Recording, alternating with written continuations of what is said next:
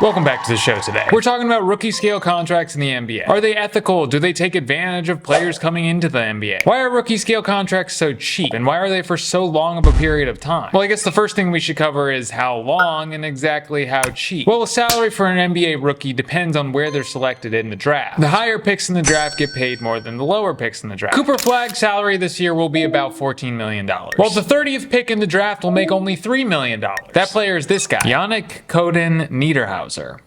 I think that's how you say it. But even Cooper Flagg, who's making 5 times that guy's salary, is still not making that much money compared to most NBA players. For reference, Obi Toppin will be making more money than Cooper Flagg next year. And you might say, well, Cooper Flagg might not be as good as Obi Toppin is next year. Obi Toppin is a solid player and he has a lot of experience. It wouldn't be crazy if Cooper Flagg came into the league next year and put up Obi Toppin level numbers. But the thing is, in the 4th year of Cooper Flagg's contract, he'll be making $19 million. And if we expect him to progress and be as good as we think he's gonna be criminally underpaid. Let's take a look at Jalen Williams' current contract. Jalen Williams is coming into his 4th year in the league, so he is on the last year of his rookie contract. The thing is, Jalen Williams wasn't a very high draft pick, and the lower you're picked in the draft, the less your rookie scale contract is worth. So Jalen was picked 12th overall, so he's only making $6.5 million. I know that sounds like a lot of money, but let's compare it to 3 different numbers. The first number is $13.7 million.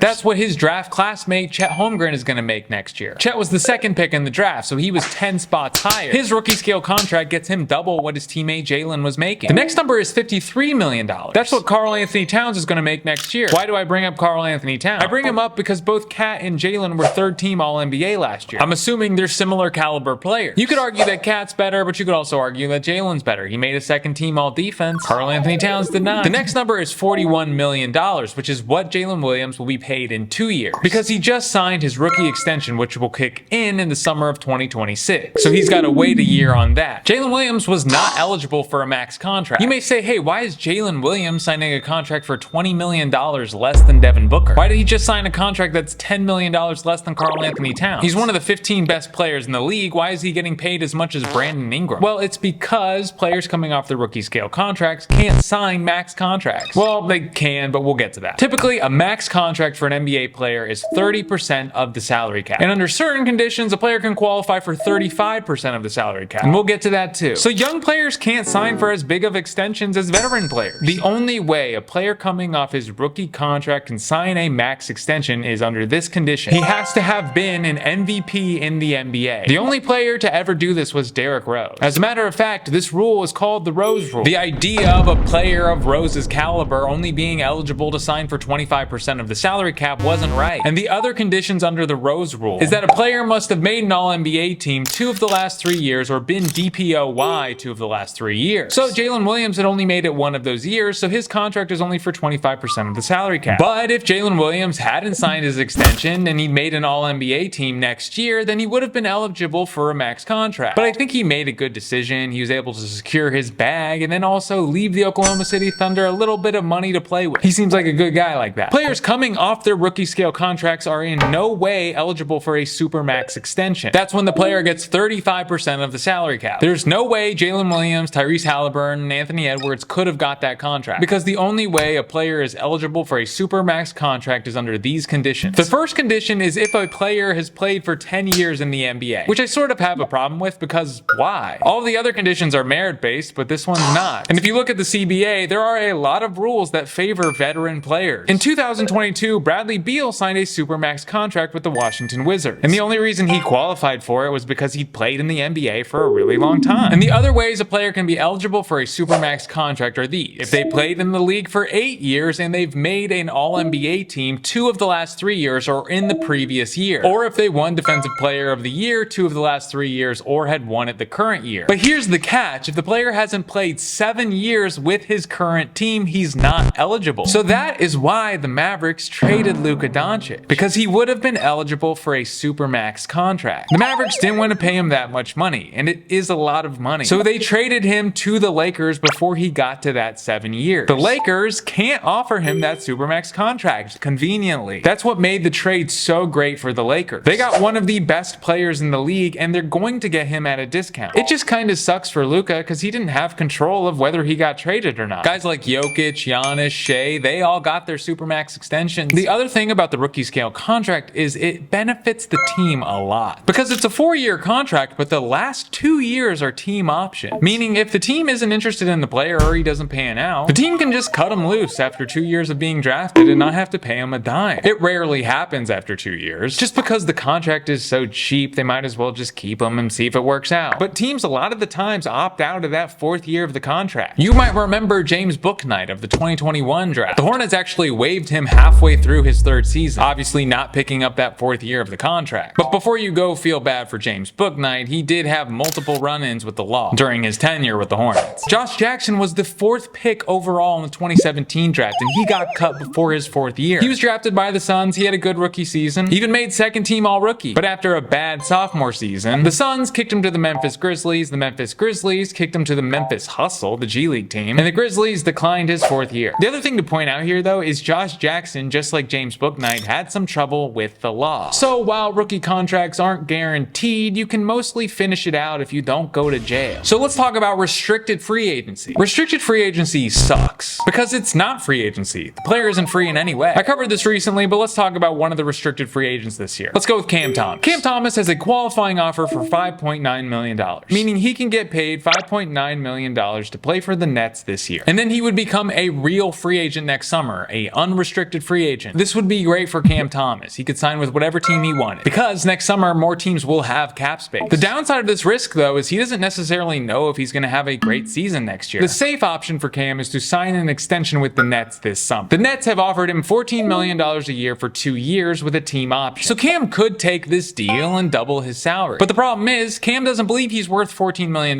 He believes he's worth $30 million.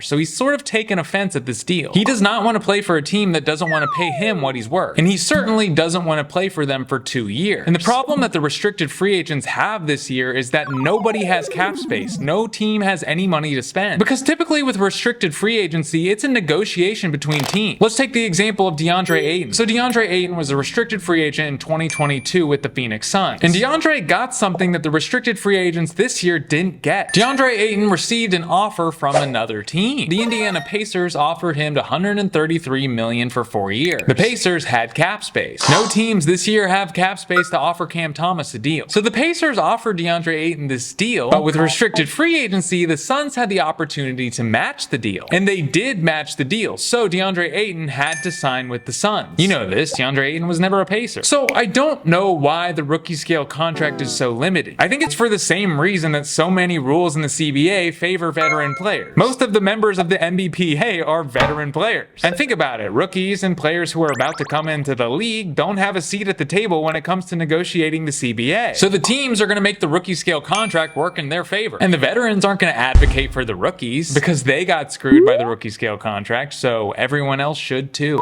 Okay, thank you for being here and thank you for liking the videos. I really appreciate the likes. I appreciate the comments too. I think I've replied to every comment. So be good to your mothers. Join the Patreon. I love my Patreon people. I love you watching the show, but the Patreon people, man. Oh my God. Be good to your mothers. Eat a corn dog.